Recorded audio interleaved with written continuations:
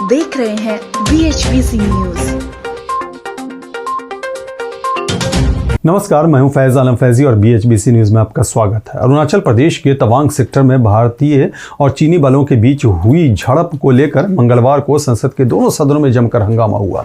लोकसभा और राज्यसभा में विपक्ष के भारी हंगामे के बीच दोनों सदनों को स्थगित तक करना पड़ा। इस दौरान मल्लिकार्जुन खड़गे ने भी सरकार को घेरने की कोशिश की। खड़गे ने संसद में भारत चीन झड़प पर बोलते हुए कहा कि चीन ने हमारी सीमा में घुसपैठ करने की कोशिश की, जिस पर उपसभापति ने कहा कि रक्षा मंत्री इस मामले पर जवाब देंगे, तब तक इंतजार करें। खड़गे ने कहा कि हमें सदन के नेता और राज्यसभा के उपसभापति ने कहा है कि हमें स्पष्टीकरण का मौका दिया जाएगा, लेकिन उन्होंने नहीं दिया और हमारी बात सुनने को तैयार नहीं थे। ये देश के लिए अच्छा नहीं है। कांग्रेस अध्यक्ष ने कहा कि जब उन्होंने हमें स्पष्टीकरण नहीं दिया तो विपक्षी दलों के सभी नेताओं ने वॉकआउट करने का फैसला किया। हम अपने देश की एकता और अखंडता के लिए एक साथ खड़े हैं, हम अपने सैनिकों के साथ हैं। खड़गे ने कहा कि रक्षा मंत्री अपना बयान पढ़ें और बाहर चले गए। वो किसी स्पष्टीकरण या चर्चा के लिए तैयार नहीं थे। अरुणाचल प्रदेश के तवांग सेक्टर में भारतीय एवं चीनी बलों के बीच हुई झड़प को लेकर मंगलवार को संसद के दोनों सदनों में जमकर हंगामा हुआ, जिसका जिक्र हम अभी कर रहे थे। और यह हंगामा न सिर्फ लोकसभा में बल्कि राज्यसभा में भी हुआ। विपक्ष के भारी हंगामे के बीच दोनों सदनों को स्थगित तक करना पड़ा, जैसा कि हमने पहले ही कहा।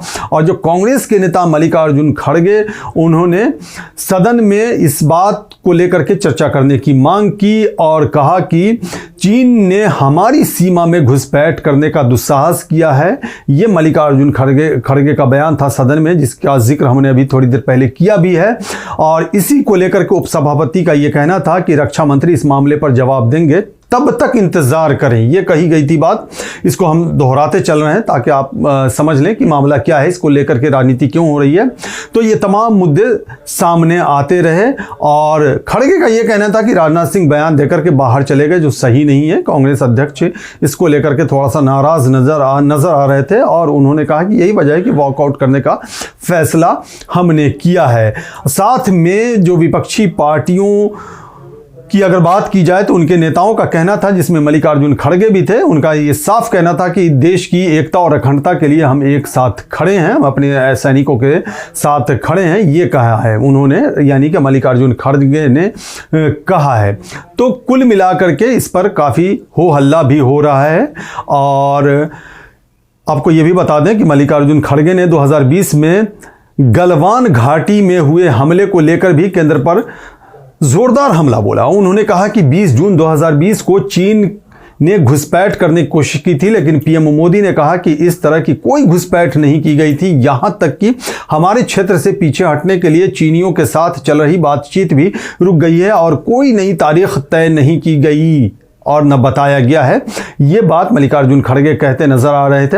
अप्रैल 2020 तक यथास्थिति सुनिश्चित करने की मांग के बावजूद चीन ने हमारे क्षेत्र को खाली करने से इनकार कर दिया। ये मल्लिकार्जुन खड़गे का बयान है। वहीं कांग्रेस के वरिष्ठ नेता अधीर रंजन चौधरी की अगर बात की जाए, जो लोकसभा में नेता हैं कांग्रेस की तरफ से, उनका कहना था कि इस मुद्दे को लेकर केंद्र सरकार पर वो हमलावर भी नजर आए और उन्होंने ये भी कहा कि एक बार प्रधानमंत्री केयर फंड का जायजा लिया जाए, उसमें जिन लोगों ने चंदा दिया है उनकी सूची निकाली जाए और देखा जाए कि कितनी चीनी कंपनियों ने चंदा दिया है। यानी कि अगर अधीर रंजन चौधरी की बात की जाए तो सीधे सीधे केंद्र की बीजेपी सरकार पर हमलावर होते नजर आए अधीर रंजन चौधरी, जो कांग्रेस के नेता हैं और बंगाल से वो सांसद हैं। इसके साथ ही उन्होंने अमित शाह पर भी निशाना साधते हुए कहा कि जब 12 बजे गृह मंत्री के बयान दिए जाने की बात की गई थी तो किस हैसियत से गृह मंत्री अमित शाह ने पहले ही बोल दिया कि कुछ नहीं हुआ सीमा पर। तो इसको लेकर के भी कांग्रेस के नेताओं ने घेरा है केंद्र सरकार को।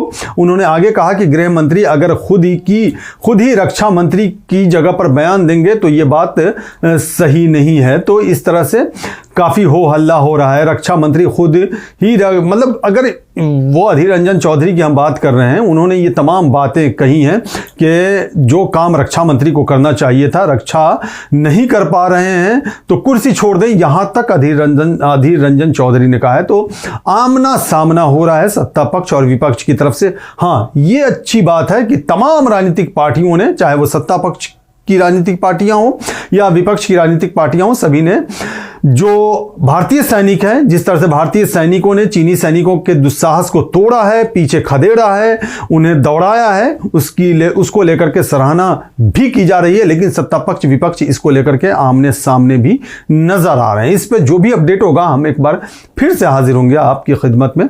जब तक के लिए हमें इजाजत दीजिए, नमस्कार। आप देख रहे हैं VHBC न्यूज।